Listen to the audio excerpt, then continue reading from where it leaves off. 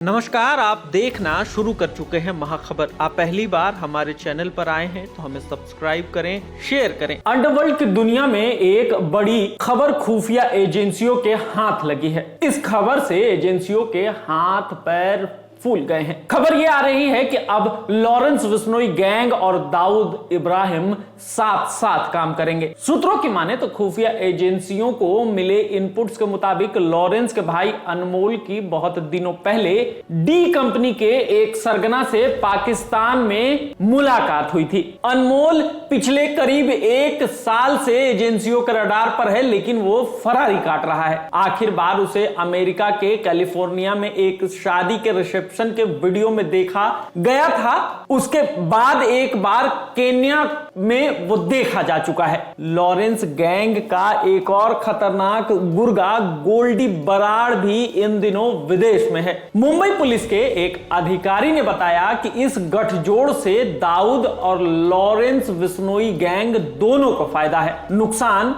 किसी का नहीं है। फिलहाल जो हालात हैं, लॉरेंस गैंग को फाइनेंस चाहिए और जाहिर है कि इसके लिए वो प्रयास भी कर रहा है। और खबरों की माने तो पाकिस्तानी खुफिया एजेंसी आईएसआई के जरिए दाऊद लॉरेंस को फाइनेंस उपलब्ध कराता रहा है। दूसरी ओर दाऊद को फायदा यह होगा कि मुंबई समेत पूरे हिंदुस्तान में कम होता दबदबा फिर से कायम हो सकता है। लॉरेंस पिछले साल पंजाबी सिंगर सिद्धू मूसेवाला की हत्या, उसके बाद अभिनेता सलमान खान के घर धमकी की चिट्ठी भिजवाना और उसे कहना कि हमारे समाज से माफी मांगे, और बाद में उसके ऑफिस की मेल आईडी पर धमकी वाला मेल करके लॉरेंस बिश्नोई लगातार सुर्खियों में बना हुआ है। इस तरह किसी गैंग के एकाएक सुर्खियों में रहना उसका खौफ को बढ़ाता है और इसी को ताकत बनाकर वह गैंग बाद में वसूली का धंधा और बड़ा बाजार खड़ा करता है। और इसी तरह किसी गैंग के उभार को दूसरे गैंग के सरगना बिल्कुल पसंद नहीं करते। खास तौर से उस दाऊद को तो यह बिल्कुल भी पसंद नहीं है जिसका पिछले 5 दशक से अंडरवर्ल्ड पर दबदबा रहा है। लॉरेंस बिश्नोई ने जिस तरह सलमान को टारगेट किया, उससे जाहिर है कि वह मुंबई अंडरवर्ल्ड पर कब्जा करने के फिराक में है। दाऊद को भी अंदाजा है इस बात का। अब उसके सामने दो ही रास्ते रह गए हैं, एक प्रतिद्वंदी गैंग को खत्म कर दे या फिर उससे दोस्ती कर कुछ समय बाद उसका खात्मा करे। दाऊद ने दूसरा रास्ता चुना है। फिलहाल वह लॉरेंस बिश्नोई के साथ आ गया है। माना जा रहा है कि बिश्नोई गिरोह के पास इस वक्त करीब 700 से ज्यादा शूटर हैं। किसी जमाने में सबसे ज्यादा शूटर अरुण गवली गिरोह के पास हुआ करते थे।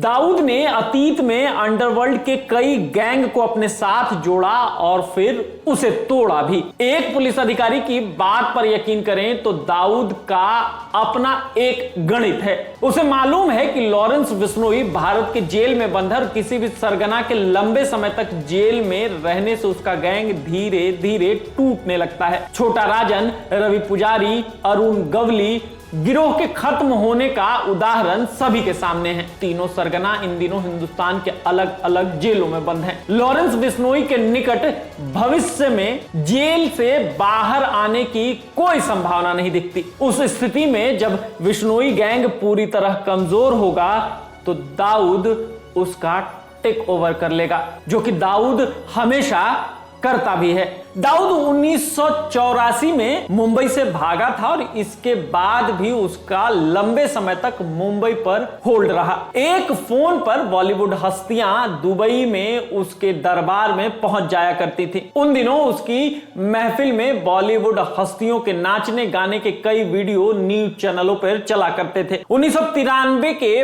बम धमाकों को दाऊद इसलिए अंजाम दे पाया क्योंकि उसके काफी लोग तब मुंबई में मौजूद थे। मुंबई बम ब्लास्ट के बाद ही उसका गिरोह बंटवारा हो गया। छोटा राजन उससे अलग हो गया। मुंबई में गैंगवार पीक पर पहुंच गई। इसके बावजूद मुंबई में दहशत कायम रही दाऊद इब्राहिम की, क्योंकि उसकी बहन हसीना पारकर अपने दरबार में बिल्डरों को बुलवाती थी। उसी दौरान उसका भाई इकबाल कासकर डिपोर्ट होकर मुंबई आया था। इकबाल पर तब बहुत कम केस दर्ज थे। ऐसे में माना गया कि वह जल्द ही जेल से बाहर आकर दाऊद का मुंबई में अवैध कारोबार संभाल लेगा। इकबाल को जल्द ही कई केसों में राहत मिल गई और वह जेल से बाहर भी आ गया। लेकिन साल 2017 में थाने मुंबई पुलिस ने उसे उगाही के केस में गिरफ्तार किया और तब से वह आज तक जेल में ही है। कई केंद्रीय एजेंसियां भी उसके खिलाफ मामला दर्ज कर चुकी हैं। वहीं हसीना की कई साल पहले मौत हो चुकी है। जो सलीम फ्रूट और आरिफ भाईजान पिछले कुछ वर्षों से मुंबई में दाऊद का कारोबार देखते थे, उन्हें भी एनआईए ने टेरर फंडिंग केस के मामले में गिरफ्तार कर लिया है। अब मुंबई में दाऊद के लिए काम करने वाला कोई नहीं है। मुंबई पुलिस के एक अधिकारी के अनुसार दाऊद ने लॉरेंस बिश्नोई के साथ मिलकर भारत में अपने वजूद बनाए रखने की कोशिश की है। इसी कड़ी में अनमोल बिश्नोई डी कंपनी के सरगना से मुलाकात की है और अनमोल का नाम विदेश भागे हुए उन कुख्यात गैंगस्टरों की लिस्ट में है जो गृह मंत्रालय ने तैयार की है। एनआईए की चार्जशीट में उसका नाम है और उसके खिलाफ इंटरपोल का रेड कॉर्नर नोटिस जारी हो चुका है। एसआईटी का मानना है कि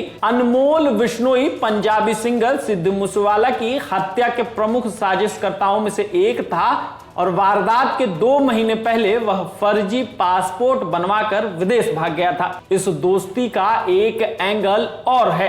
साल 1993 में मुंबई बम धमाकों के बाद अंडरवर्ल्ड का धर्म के आधार पर बंटवारा जरूर हुआ, लेकिन इसके बाद भी दाऊद गैंग में कई हिंदू गैंगस्टर रहे। कहते हैं कि छोटा राजन को मारने के लिए सितंबर 2000 में बैंकॉक में जो शूट आउट हुआ, उसकी साजिश में शरद शेट्टी भी शामिल था। बाद में उसका दुबई के होटल में मर्डर कर दिया गया। इसी तरह सुनील सावंत उर्फ सावत्या भी आखिर तक दाऊद इब्राहिम के साथ रहा। उसका भी दुबई में कत्ल हुआ। इसलिए लॉरेंस बिश्नोई गैंग से दाऊद के हाथ मिलाने को मुंबई पुलिस महकमे में बहुत आश्चर्य से नहीं देखा जा रहा।